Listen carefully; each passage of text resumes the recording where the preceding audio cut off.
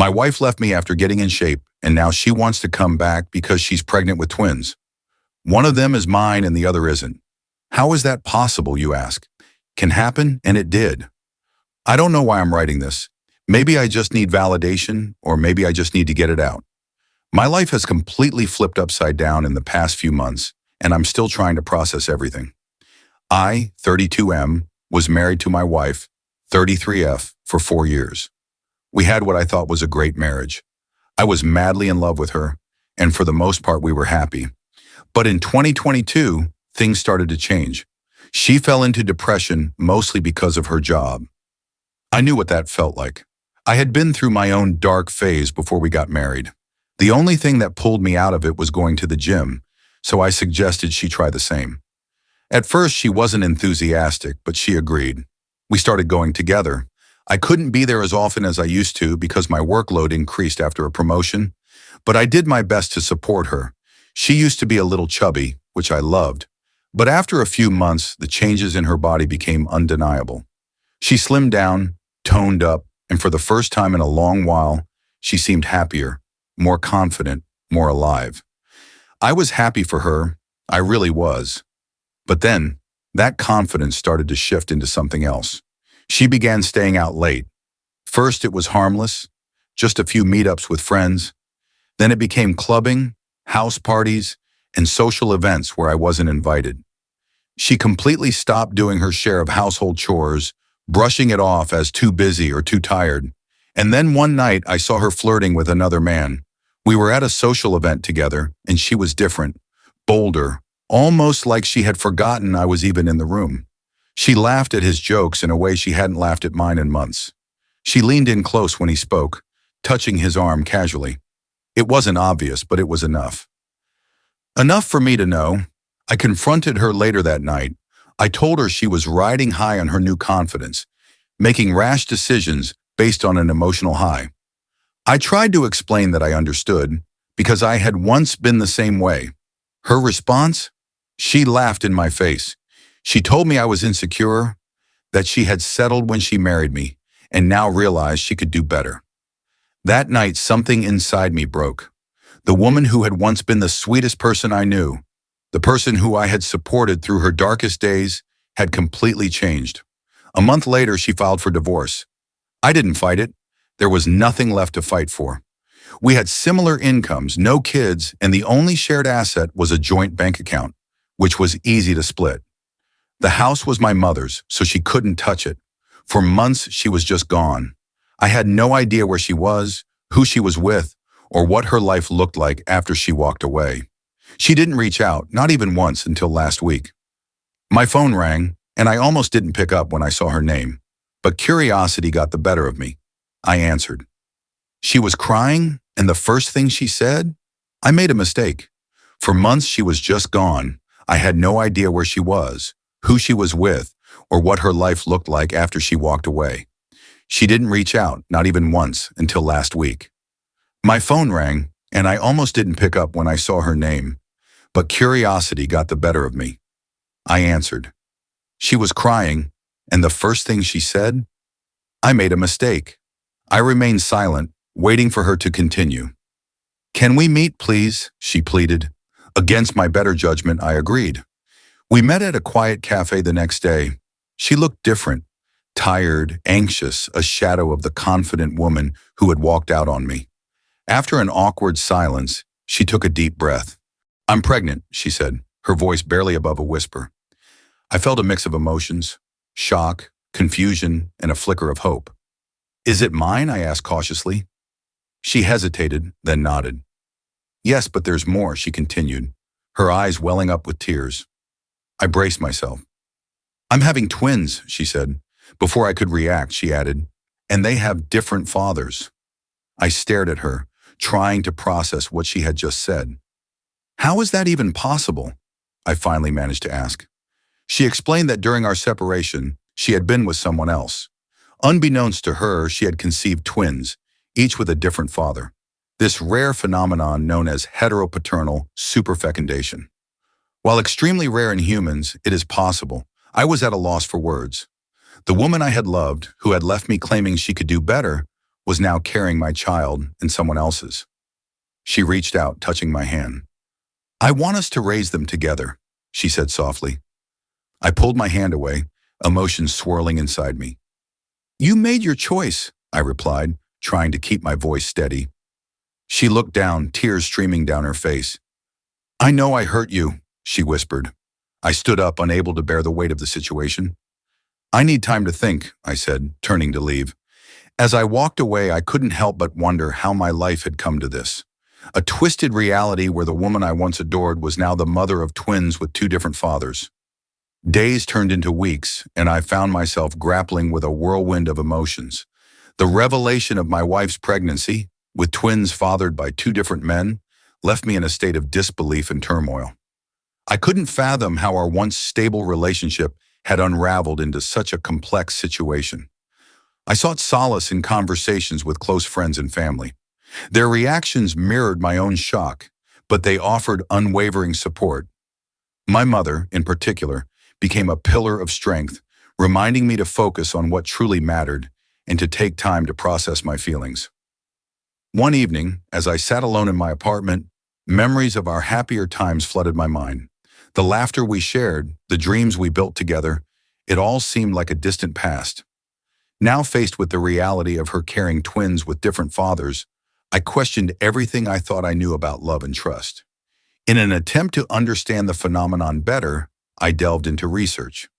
I learned that heteropaternal superfecundation, while rare, is a documented occurrence. This knowledge, however, did little to ease my inner conflict. The logical part of me understood the science, but my heart grappled with the emotional betrayal. Amidst the chaos, I received a message from her. "I know I've hurt you deeply, and I don't expect forgiveness, but for the sake of our child, can we find a way to navigate this together?" Her words lingered in my mind. The thought of becoming a father was both terrifying and exhilarating, yet the circumstances were far from ideal. Could I co-parent with someone who had caused me such pain? Would I be able to separate my feelings for her from my responsibilities as a father? As the weeks passed, I realized that avoiding the situation wasn't an option. I needed to confront my emotions head-on and make decisions that would shape not only my future, but also the future of an innocent child. With a heavy heart, I agreed to meet her once more, determined to discuss the path forward with clarity and resolve. After our initial meeting, I hoped for some semblance of peace. Instead, my life spiraled into a nightmare I couldn't escape. It started with incessant phone calls. First, she called once or twice a day, pleading to talk, but soon it escalated to dozens of calls at all hours. My phone became a source of dread, buzzing relentlessly with her name flashing on the screen. When I stopped answering, the messages began. Long, rambling voicemails vacillating between apologies and accusations. Texts that started with, "I'm sorry," and ended with, "You left me no choice." The emotional whiplash was exhausting. One evening, as I sat trying to focus on a book, a loud knock echoed through my apartment. I opened the door to find her standing there, eyes red from crying. "We need to talk," she insisted, pushing past me into the living room. "This isn't appropriate," I began, trying to keep my voice steady. "Appropriate?" she scoffed. "You think any of this is appropriate? I'm carrying your child." I took a deep breath, trying to maintain composure. "And I've told you I need time." "Time," she shouted. "While you take your time, I'm here, pregnant and alone." The confrontation was heated, words thrown like daggers. She accused me of abandoning her, of shirking responsibility. I countered with her betrayal, her choices that led us here. The argument reached a fever pitch before she stormed out, leaving me shaken. But the worst was yet to come. A few days later, I received an email from my employer's HR department. Someone had sent them a detailed message accusing me of misconduct, attaching photos of me at social events with friends, twisting innocent interactions into something nefarious. I knew immediately who was behind it. Furious, I confronted her. "How could you jeopardize my job?" She didn't deny it. "I needed to get your attention," she said flatly. "By trying to ruin my career?" I was incredulous. "You left me no choice," she repeated, a phrase that had become her mantra. The harassment didn't stop there. She began showing up at my workplace, causing scenes that left my colleagues whispering. She contacted my friends, spreading lies about our relationship, painting herself as the victim of my supposed cruelty. I felt trapped, my personal and professional life under siege. The woman I once loved had become a relentless force of chaos, her actions unpredictable and destructive. Desperate, I sought legal advice. I was advised to document every interaction, every call, every message. It was a small comfort, a semblance of control in an otherwise uncontrollable situation. As I lay awake at night, the weight of the situation pressing down on me, I couldn't help but wonder how we had descended into this madness. The line between love and hate had blurred, leaving only a tumultuous sea of emotions in its wake. After our last encounter, I hoped for some semblance of peace, but reality proved otherwise. My ex-wife began incessantly calling, leaving numerous voicemails that oscillated between tearful apologies and angry accusations. Each message was a stark reminder of our shattered relationship and her current predicament. One evening, as I attempted to distract myself from the turmoil, a knock echoed through my apartment. Opening the door, I found her standing there, eyes swollen from crying. "We need to talk," she insisted, stepping inside without waiting for an invitation.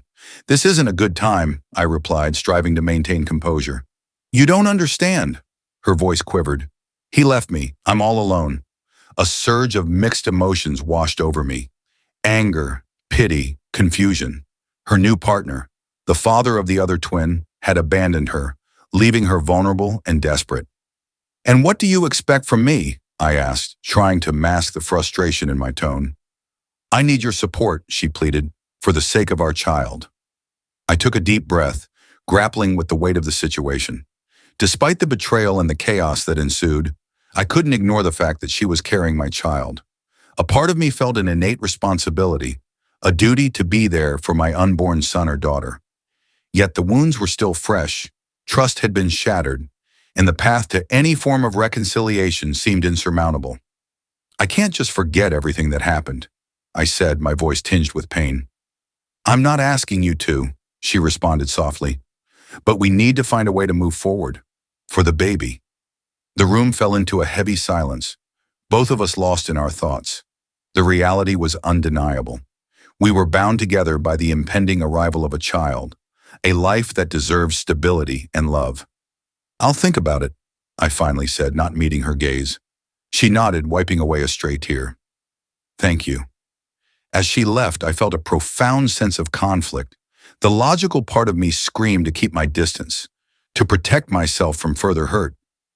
But another part, perhaps driven by paternal instinct, urged me to bridge the chasm between us for the sake of our child. That night, sleep eluded me. I wrestled with my emotions, torn between self-preservation and the undeniable responsibility of fatherhood. The journey ahead was fraught with uncertainty, but one thing was clear. I needed to make a decision, not just for myself, but for the innocent life that would soon depend on us both.